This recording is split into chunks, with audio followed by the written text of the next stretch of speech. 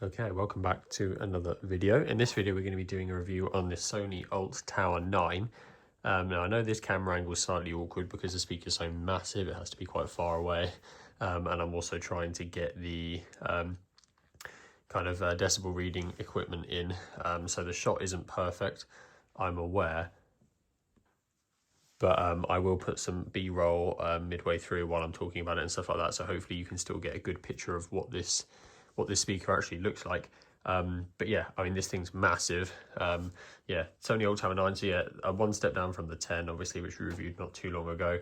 So I'll take you through the specs, do a sound test, unfortunately for the neighbours, and then tell you what I think about it. And then in the video after this, I will be comparing it to the 9AC, which is largely similar, but I thought it'd still be interesting to do a comparison against that anyway, while we're here. So yeah, this is the Tower 9. Retails for £850 from the Sony store, brand new today. Obviously that's likely to go down over time, but yeah, £850, yeah, doesn't sound too bad for a speaker of this size. I mean, the JBL Partybox Ultimate is like £1,400, and sure, that's a little bit bigger, but you know, not much. This is still a whopper, so yeah, the price doesn't look too bad. We'll go through the actual drivers. So you can see at the top, we've got two tweeters. Those are 50mm each. We've got two rear tweeters around the back, which I put some footage of. They're 40mm each, so just slightly smaller for the rear, because it does attempt to pump out 360-degree sound, basically. We've got one woofer at the bottom, which is 32 by 32 centimeters. So yes, massive woofer down at the bottom there. And then we've got two mid-range speakers in the middle, which are 120mm each. So we've got a nice setup here of drivers. You know, we've got massive woofer for the bass, with like a kind of downward firing passive radiator in the middle of the speaker. We've got mid-range, we've got tweeters, and we've got rear tweeters. So we've got, you know, we should be getting every kind of part of the music. You see what I mean? We should be able to have a nice balanced sound across the whole frequency range. So that's what we're going to be looking out for when we do the sound test. This thing does weigh 29.6 kilos, which will be slightly heavier than the 9AC because there is a battery in here. So yeah, that's the mental part as well, is that this you know, can run off a battery for a reasonable length of time, and it is vaguely portable. I mean, not really, it weighs 30 kilos, but it does have a battery. It can be played by itself. It's got a splash proof panel on the top there. So yeah, no, the rest of it isn't waterproof or anything like that. It's literally just that top panel. But that does mean that you can, obviously you'd need some kind of vehicle to transport it in, but you can take this and leave it in an outdoor setting away from any power or anything like that, and it will do you. So yeah, kind of portable in a loose sense of the term. It's running Bluetooth 5.3. And it can stereo pair and party connect with the other Sony ULT speakers, including obviously another one of these or a 9AC, or yeah, anything else. So you can have these in pairing as well. Frequency range is 20 Hz to 20 kHz. Interestingly, the same as the Sony ULT Field speakers that have just come out. So obviously we'll be looking for that 20 Hz on the low end. That's going to be very impressive. But yeah, should be a very solid balanced sound out of this. As for the I/O on the back, we've got an aux port, a USB-A, optical for TVs, mic and guitar inputs. So we've got quite a lot of inputs on this thing. There isn't really anything it can't connect to, basically. Obviously, it's got the normal Bluetooth and everything as well. So should be good for you there. Battery-wise then, 25-hour playtime out of this. I imagine that's going to be maybe with alt mode off at about 50% volume. So obviously if you're playing it anywhere near 100 with alt mode on, that is going to drop substantially. But even if you're getting 10 to 15 hours out of this thing, that is really impressive to have that kind of, to have a machine with you that can play sound this loud for 15 hours, you know, portably as well, is kind of crazy. So that's cool to have. It's also got a fast charging feature, so 10 minutes of charge will get you 3 hours of playtime, meaning, you know, obviously if it dies at a party, you can have some kind of backup speaker running for 10 minutes while you give this a quick boost, and you'll get another 3 hours of playtime out of it. So almost like an endless battery, really, if you have a charger nearby that you can use to kind of boost it up. Then that is insane. It does have wheels at the back on the bottom and a kind of handle on the top, so you can roll it around, which obviously makes it easier to move around, being 30 kilos. Also has mic holders on the side which push in and out, got one on either side. It doesn't include mics, but you can buy them separately off the Sony website. But yeah, it's got mic holders on the side there, which could be useful if you're at a party and wanted to put them somewhere, because that is always a bit of a problem with microphones, as they do roll around, so slightly hard to store anywhere, but that's nice to have. And it does also have TV sound booster, the same thing that a lot of Sonys have had for a while now, where you use that optical cable and it can work as a it can work with the speakers in a TV, so that this can play the bass while the TV speakers focus on the vocals.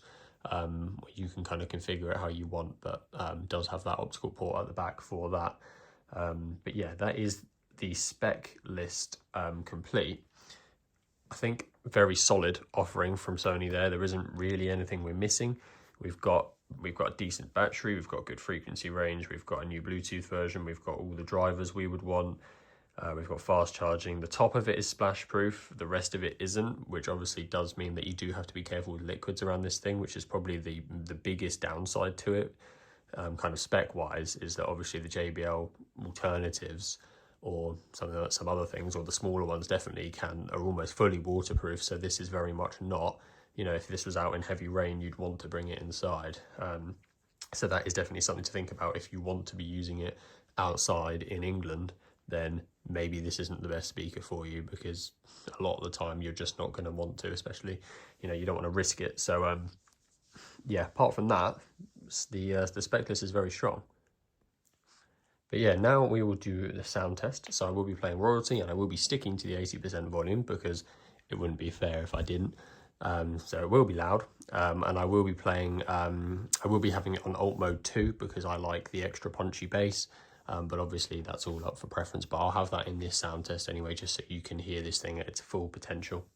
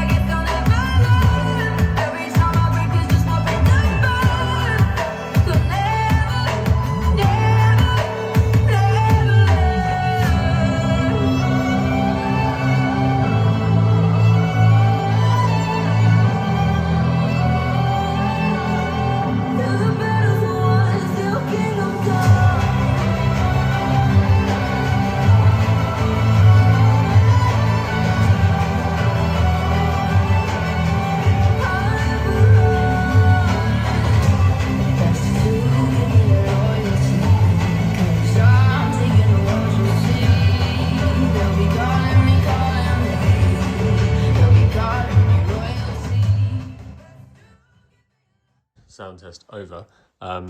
As we can see from that frequency chart on the iPad, the bass on this thing is insane. I think that's probably the best graph we've ever actually done. I didn't use this. I don't think I used this app when I last reviewed the JBL Ultimate, unfortunately. It'd be nice to compare, but look at the levels of bass on that. Like, just absolutely through the roof, almost at the top of the screen. Massively loud bass. Obviously just the sound itself as well, we're hitting like 107, 108 decibels at the loud part, and the decibel reader isn't even in front of the speaker really, it's off to the side. And that's only 80% volume. You know, we've still got 2 bars of volume to go. Trust me, this thing is loud. But what's really nice is that it doesn't, I mean, obviously you'd expect from a speaker of this quality and size, but there's no distortion at all. The sound still sounds just as clear and kind of put together as it does when it's at 20%. It's just a hell of a lot louder. You know, there's no distortion, there's no crackling, there's no, you know, it doesn't struggle to produce the bass as well as the vocals because it's got so many different speakers that are all assigned different jobs. And yeah, the light show is really nice as well. It's not too much. Hopefully you got enough, like you could see enough of it in this video. It's got some, you know, some nice kind of wraparound lights at the top, and yeah, the ones that flash out the side, the bottom and the top are really good. You know, it's not over the top, but it works very well with the music, and it definitely complements the speaker. But yeah, I mean, the sound is out of this world, really. It's up there with the Ultimate. I wish I had an Ultimate to compare it to, because it would be really interesting. Like when you listen to them 6 months apart, it's hard to tell, but Sony speakers for actual sound quality, I always feel have had a little bit of an edge over JBL. And realistically, you know, it's always been the other way around with bass, that JBL have had a bit of an edge. But I don't know, you know, with these massive X-bass woofers and effectively there's a passive radiator in the middle. I'll show you a picture on screen, that a downward firing one for the bass. I mean, it's especially sitting here in front of it now, it's so hard to imagine the Partybox Ultimate being any stronger in bass than this.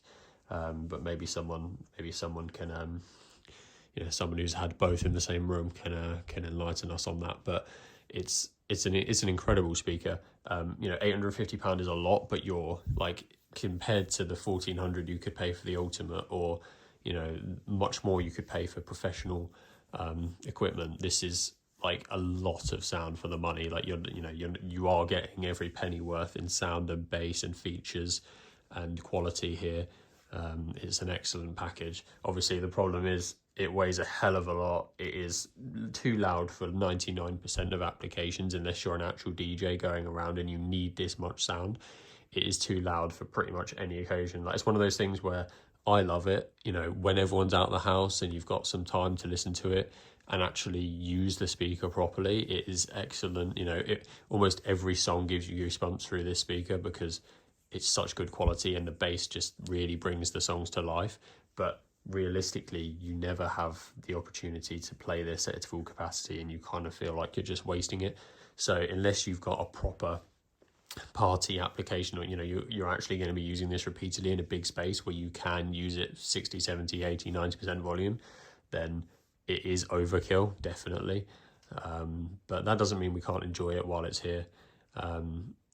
And I think if you wanted something for a party, a big outdoor dry party with, you know, hundreds of people, this would be excellent. And I've listened to this and the 9AC paired together, and it's, you know, the pairing works really well. They complement each other really nicely, especially when they're stereo paired, and the sound is just excellent. So yeah, it's one of those speakers where I've got nothing bad to say, apart from the waterproof, I suppose. The water resistance is quite poor on this, but apart from that, I've got nothing bad to say. It's an excellent speaker. Whether you should get it or not really depends on how much space and money you have, because if you're only ever going to use this at a max 50% volume, then you should just get, you know, whether it be one of Sony's smaller party boxes or one of JBL's, doesn't really matter. You don't need this much if you're going to use that. You know, if you've got a proper application for it, and you think you're going to be, you know, you need something this loud, then this is this is brilliant, and it definitely does undercut the JBLs in price as well, because I remember even the Partybox 1000, which is a couple of years old now, is still going for 850 to 900, and that is technically massively out of date compared to this. I mean, it does look ancient, the lights are awful, and it doesn't have any of the tech that this has. It definitely doesn't have this frequency range on it, so yeah, this is a great buy if you want something massively loud for a good value. But yeah, let me know what you think about it. And yeah, I will be doing the comparison against the 9AC if you want to see that, see which one you should get.